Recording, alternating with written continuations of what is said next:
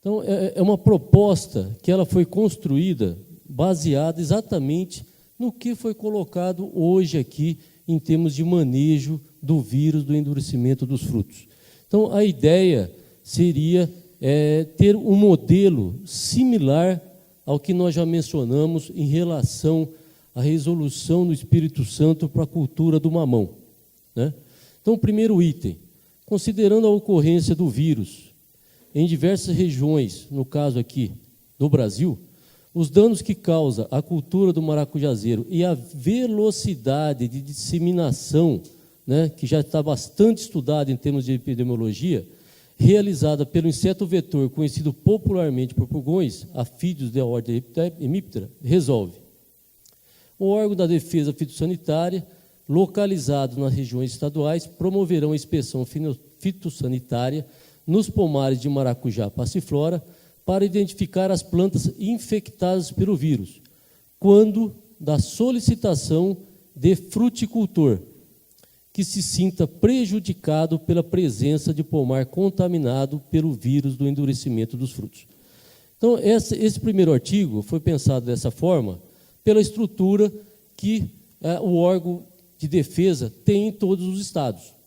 Então, como eu coloquei na minha fala, seria no sentido de termos uma ferramenta jurídica que possa ser uma defesa para o produtor, né, que usa tecnologia. Ou seja, eu estou fazendo uma muda alta em sistema protegido, estou fazendo hogging, estou eliminando a minha lavoura no final do ciclo, mas, infelizmente, não se tem uma adesão integral e um pequeno número de produtores que não façam esse manejo, como eu já mencionei, irão, infelizmente, inviabilizar a cultura do ponto de vista regional.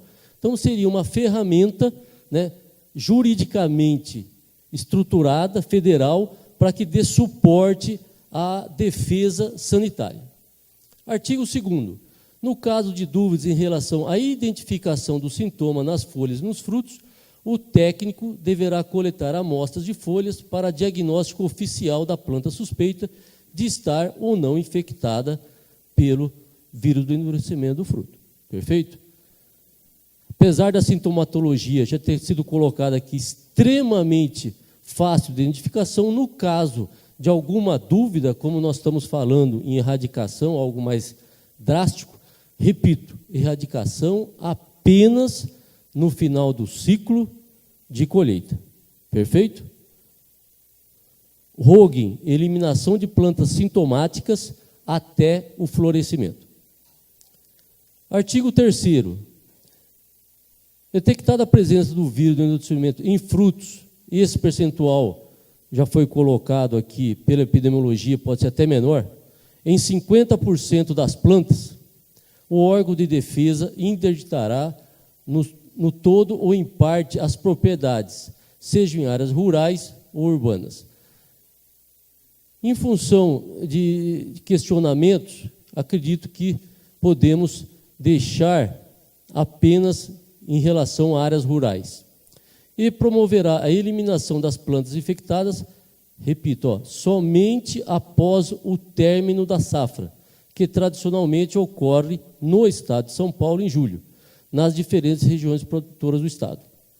As diferentes regiões produtoras devem procurar uniformizar a época de plantio, realizando de maneira coletiva durante os meses de fevereiro, março, em regiões de vazio sanitário, onde não haja cultivo tradicional da cultura, ou agosto, setembro de cada ano agrícola, em regiões endêmicas. Os plantios efetuados em fevereiro, março devem ser feitos em locais isolados, ou seja, nunca próximos a pomares que apresentem plantas com sintomas de CA-BMV. Próximo. Concluindo, artigo 4º. Os proprietários, arrendatários ou ocupantes a qualquer título das áreas interditadas ficam obrigados a eliminar às suas expensas os plantios infectados, incluídas outras espécies hospedeiras dessa praga e seus vetores, e não farão jus à indenização. Então, esse artigo está presente, né, na resolução do mamão no Espírito Santo. Parágrafo único. não ocorrendo a eliminação das plantas infectadas, nos termos do caput desse artigo, o órgão de defesa fitossanitária fará a sua eliminação. Artigo 5º. As plantas ou lavouras abandonadas em áreas rurais ou urbanas serão imediatamente eliminadas, cabendo ao órgão executor promover os meios para a sua execução. Artigo 6º. A Secretaria da Agricultura e Abastecimento deverá estabelecer critérios e procedimentos para a aplicação da instrução normativa, ouvida a Comissão de Defesa Sanitária Vegetal do Estado. Artigo 7º. A Secretaria da Agricultura coordenará as atividades de execução com base nos critérios e procedimentos estabelecidos. Encaminhará o relatório mensal dos trabalhos ao Departamento de Defesa e Inspeção Vegetal. Então, uma atividade da extensão também na forma de parceria. Artigo 8º. Visando prevenir a incidência do vírus, do endurecimento dos frutos do maracujazeiro, torna-se obrigatória a produção de mudas em estufa telada, fechada, com tela antiafídio e anticâmara. Anticâmara com aquela preocupação de deixar a porta aberta. Ou seja, se eu quero evitar a entrada de afídio, se eu não tiver anticâmara, eu não tenho uma proteção significativa com relação à entrada de insetos vetores. Sendo que esta medida entrará em vigor aos 12 meses após a sua publicação no Diário Oficial, tá? Do Estado ou, na minha opinião, ideal, da União. Então, aqui é o que foi discutido hoje durante a tarde toda, praticamente, né, mostrando a importância de ter um sistema de produção de mudas diferenciada. Perfeito? Artigo 9º. A Secretaria da Agricultura e Abastecimento disponibilizará recursos, aqui no caso de São Paulo, é um fundo que nós temos no Estado, com juros acessíveis e carência, para associações ou cooperativas de produtores, com fim específico da construção de estufas teladas para a produção de mudas em sacolas plásticas. Então, nós acrescentamos que uma proposta, como já mencionei, para o Estado. Eu acho que o MAPA também pode estimular isso em termos federais, né? Teria que ser feita uma reunião específica para esse tipo de finalidade, ou os órgãos de fomento estaduais poderiam, a exemplo de São Paulo, estimular essa organização dos produtores na forma de associações e cooperativas. Como mencionamos, né, no Vale do Ribeira, publicado isso pelo Estado, eu tenho uma fonte de recurso, repito, a juros baixíssimos, com carência. Então, isso seria feito um investimento regional para facilitar, inclusive, a logística das mudas para atender a demanda regional. Perfeito?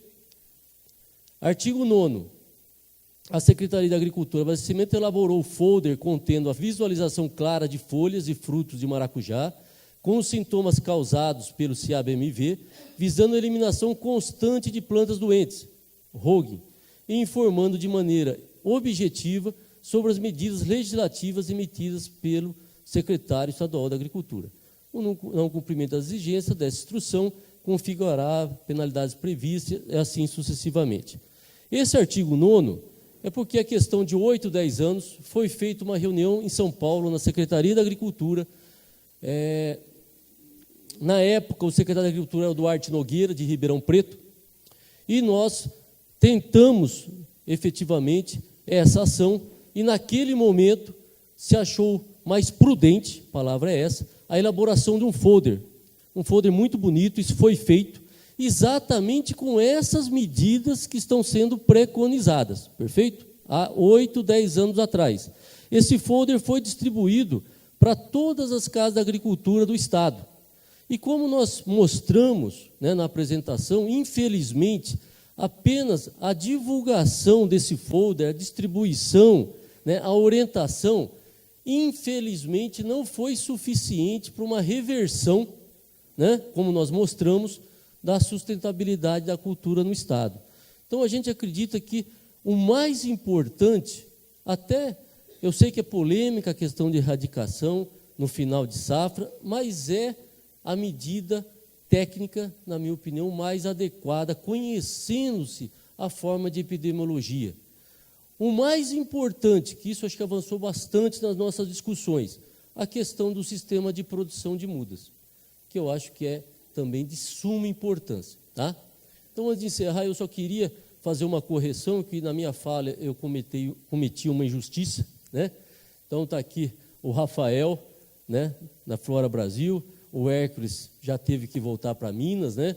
Então, quando eu falei da importância da reativação do Fundo Passiflora, né, eu mencionei de maneira inadequada o Viveiro Flora Brasil e a Maguari, mesmo porque, né, já fui informado, foi um erro meu, eles colaboraram, inclusive, financeiramente, e mais importante que financeiramente, também foram um dos construtores, um dos pilares da formalização do Fundo Passiflora, que eu considero também extremamente importante. Então, eu peço desculpas aqui para o Rafael, né, para o Hércules, que não está presente, porque o doutor Ângelo não havia me informado.